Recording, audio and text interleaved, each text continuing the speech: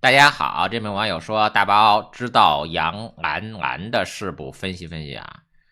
这名网友说大包您好，澳大利亚撞车的杨澜澜是哪家的？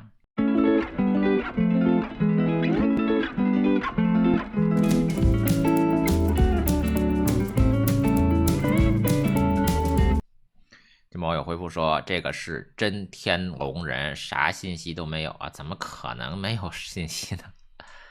那是没有好好找啊。这名网友说包包抖音热搜澳洲杨澜澜酒驾撞人赔天价7000万澳元，约3.7亿人民币保释金事件，都说背后是龙的子女，我感觉是政治局常委才能有这能量。常委都差点意思，我跟你说，必须是总书记或者总理啊。当然，中国土匪官都是巨贪，包包能不能简单分析一下？谢谢。我的回复是好的，我就按照这名网友说的简单分析一下。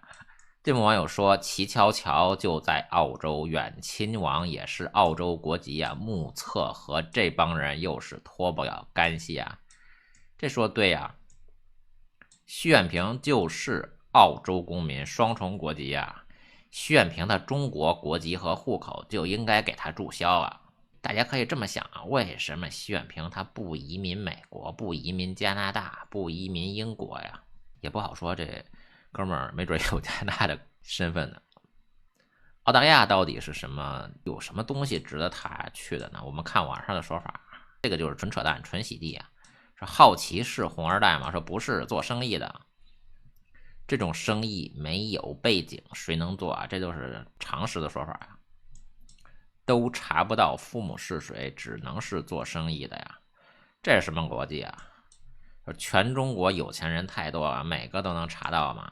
中国所有的有钱人，要么就是常委家的，或者政治局委员家的，要么就是白手套，要么就是有常委当后台，不然早就抓了。中国就不存在没有背景的有钱人，即便是私营的，你不投靠常委，生意做大了，早晚抓了呀。再说这澳洲铁矿石的生意，难道是个人就能做的吗？就是纯洗地。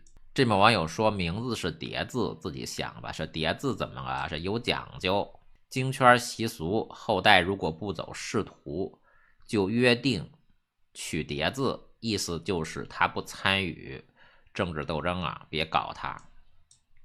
邓蓉蓉、刘婷婷、林豆豆、宋彬彬呐，关键是这个张兰兰呐。这徐远平啊，是二婚还是三婚呢？还是 N 婚的老婆啊？张兰兰呐？我们看网上说啊，最靠谱的消息啊，说英文名字叫做温迪杨，住在德宝湾，就是 Double Bay 的海边的别墅。之前是做铁矿石生意的，和 Sinostyle 那边人关系很好啊。他把这个拼写错了吧？还写错了2回啊！应该是 Sinosteel 中钢集团啊。温蒂女士主要工作除了卖铁矿石，就是卖矿山给一些中国企业。只要是上市公司和国有企业，这些人呢有一个固定的圈子，定期在西澳聚会。所谓铁矿石生意不是卖铁矿石，而是配额，这都是家传生意。每年西澳来一次会议呢，分一下配额，然后1年的利润就来了。这些人也不是直接销售，而是层层转手，红三代给官二代，然后官二代找到真正做事情的人，配额里面80%的都是中钢集团的，剩余的就这些人分了。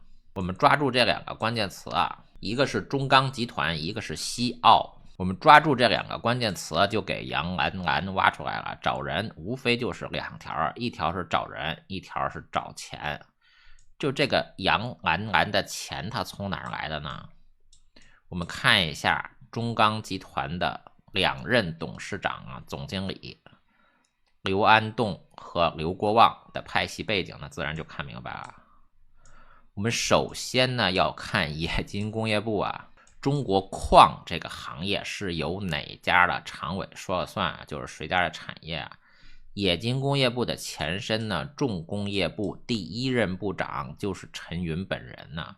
陈云派系的所有人都是陈云本人提拔的，要么就是周恩来提拔的。第2任部长，重工业部的部长何长工，就是重婚罪犯习仲勋和小三齐心的媒人啊。何长工是奔驰大妓女高露的爷爷，高露是他孙媳妇儿。奔驰大妓女呢，高露美国的豪宅呢，就是刘忠田的房子。刘忠田和辽宁省公安厅厅长王大伟绑定。奔驰大妓女是何长工的孙媳妇。之后呢，重工业部分拆为冶金工业部、化工部和建材部。冶金工业部的第1任部长王鹤寿就是陈云的政治秘书。王鹤寿检举揭发的胡耀邦就是陈云指使的呀。王鹤寿担任鞍山市委第1书记和鞍钢党委书记啊。当时中国比较穷，鞍山市就是鞍钢厂，鞍钢工厂就是鞍山市。这和克拉玛依是一个道理啊。克拉玛依这个地级市呢，就是油田，油田就是地级市，政企合一。鞍山的地委书记殷渊提拔的孙春兰，殷渊他只是一个地委书记，正局级怎么提拔出来孙春兰一个副国级呢？殷渊是陈云的秘书啊，王鹤寿也是陈云的秘书。那之后大力提拔孙春兰的中组部长张全景呢，还是陈云的马仔呀。第2任部长吕东也是陈云的马仔呀，这不很明显吗？1964年到1970年，刘少奇、邓小平都被打倒了，吕东也没事儿，就说明吕东是周恩来的马仔呀。吕东呢，与冶金工业部的副部长袁宝华共同提拔的朱镕基呀。朱镕基从冶金工业部的基层成长为政治局常委啊。1998年到2003年担任国务院总理。2005年7月16日，朱镕基在人民日报发表文章，风范永存，纪念吕东同志诞辰90周年，明确表达对吕东的感激，印证了吕东与朱镕基的师徒关系啊。朱镕基在2017年中共19大之后，公开支持细胞的修宪，妄图终身连任啊。朱镕基在19大结束之后，刚刚10天呢，就迫不及待的跳出来背书细胞子，力挺习思想啊。吕东担任第3机械工业部部长期间提拔的国营331厂的曹伯纯，曹伯纯担任大连市委书记，92年到95年期间呢，大连市长是薄熙来。薄熙来唱红打黑的总后台就是李鹏、朱镕基、吴邦国、贾庆林、宋平啊。曹伯纯在广西提拔的周家斌2024年12月28日被抓。周家斌曾经的上级张孝廉2024年10月21日被抓。贾庆林提拔的张孝廉、周家斌细胞子。曹伯纯在广西提拔的金湘军2025年4月12日被抓。胡锦涛还是心慈手软的，还让金湘军过年呢，还让金湘军开2会呢。再抓只能抓贾庆林、抓朱镕基了。吕东呢，提拔了2个政治局常委啊，朱镕基和李长春，提拔了国土部长孙文胜，广西书记曹伯纯，曹伯纯提拔的李维威。吕东和李长春的关系主要就是辽宁那个海城帮啊。吕东他是辽宁省鞍山市大城市海城市人，鞍山帮或者说海城帮。北京市委副书记于军波就是海城帮的，李长春的马仔。2017年19大之后，细胞子修改宪法，妄图终身连任。朱镕基第一个跳出来力挺细胞子，这都能被大外宣洗涤成朱镕基是改革派啊。这改革派的定义是什么？是个人就说自己是改革派，这名声好听是吧？细胞子还说自己是改革派呢。3中全会之后，官媒的跪舔文章，改革家，细胞子突遭下架呀。这细胞子也是改革家，朱镕基也是改革家，朱镕基和细胞子一家人啊。陈少坤的派系我不知道。冶金工业部部长李东野就是陈云的马仔，令狐安的老爸呀。李东野原名叫做令狐俊文，不姓李。令狐安担任大连市副市长的时候，薄熙来是大连金州的区委书记，令狐安的秘书是现在的西藏党委书记王俊正啊。最后一任冶金工业部长刘奇是江泽民的人啊。江泽民把曾庆红家的亲戚孙政才放在刘奇那里培养。胡锦涛背书了孙政才，但是细胞子让王岐山抓个孙政才啊，胡春华也没法接班啊，王岐山也不敢退休啊，就铁打的营盘流水的兵啊。冶金工业部也不是陈云家开的，江泽民他也要往里面塞人呐。冶金工业部呢，撤销日期98年，就是朱镕基一当上总理就把冶金工业部撤销了，就是为了把刘奇赶走啊。其实换汤不换药，换个名字改成公司还是什么国企了。冶金工业部呢，1980年代呢还有一个副部长叫做周冠武，那就是邓小平塞进去的。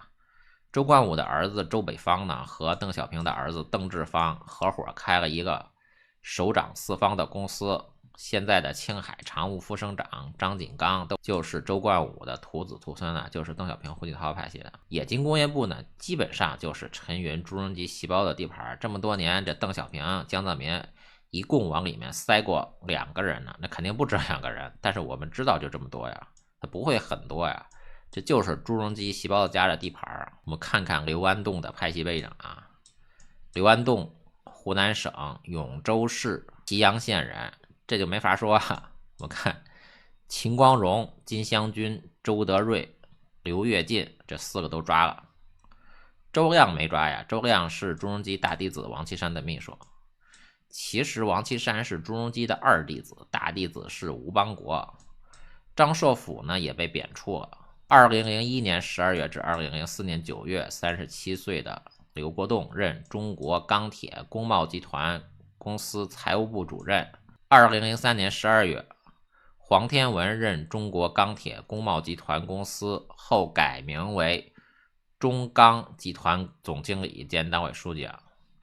2004年9月至2005年7月，40岁的刘安栋任中国中钢集团资产财务部总经理。黄天文呢，在任职中钢集团呢，黄天文曾经在中国五矿集团工作了25年啊，从普通职工奋斗到副总裁啊。黄天文呢，历任中国五矿集团运输处副处长、处长，中国五矿国际货运公司总经理，中国五矿集团总裁助理、副总裁啊。朱镕基的女儿朱燕来执掌中银香港，女婿梁清掌控五矿集团啊，资产过亿。黎智英的苹果日报曝光了朱镕基女婿梁清的贪腐，所以黎智英被抓了。2008年，中钢出资14亿美元收购澳大利亚中西部矿业公司100%股权，原计划铁矿石年产量3000万吨以上。不过呢，2009年这一项目还处于前期勘探阶段，当期亏损9281万元。这澳大利亚不就出来了吗？刘安栋呢，现任中国钢铁工业协会副会长，中国国际贸易促进会冶金行业分会的会长啊。我们看金属矿业10大领军人物啊，哟，曹德旺、黄天宇啊、谢启华全是一家的。曹德旺呢，从少林寺这头说呢，和细胞子是一家人，就从金属行业，曹德旺和朱镕基细胞子还是一家人啊。我给大家捋一下啊。中钢集团呢，这是杨澜澜的钱包，做西澳铁矿石生意的。董事长刘安栋，他是前任中钢的总裁黄天文提拔的。黄天文呢，在五矿公司是朱镕基女婿梁清的马仔。曹德旺呢，和涉嫌性侵的释学成关系密切，曹德旺和强奸犯是一家人。释学成呢，被细胞子包庇呢，没有判刑。曹德旺的哥哥曹德干担任福建副省长的时候呢，细胞子是福建省长。中国国际贸易促进委员会冶金行业分会的2任会长分别是刘安栋和谢启华。谢启华呢，是朱镕基的马仔啊。朱镕基指使谢启华举报关国亮为了扶喜报的上尉啊，剑指黄菊和胡锦涛啊。看北京市公安局经侦总队协助调查函，宝钢集团有限公司办公室2009年11月27日，我总队立案侦查新华人寿保险股份有限公司原董事长关国亮涉嫌挪用资金案件。为保证诉讼顺利进行，根据案件进展需要，我总队需要向宝钢集团前任董事长谢启华同志调查取证，了解关国亮任新华人寿保险公司董事长期间有关情况，现请贵办协助联系为判。此致啊，这就是北京市公安局要去找谢启华要求撤案，谢启华不同意啊，朱镕基不让撤案，最后关国亮被判刑6年啊。现在的中钢集团董事长刘国旺啊，我们看一下，找来找去呢，还是朱镕基和喜报的，这就是他们家的生意啊。2005年3月至2006年3月，33岁的刘国旺任宝钢集团人力资源部招聘配置室主任。郭斌呢，历任宝山钢铁股份有限公司人力资源部副部长、部长，宝钢集团有限公司人力资源部部长。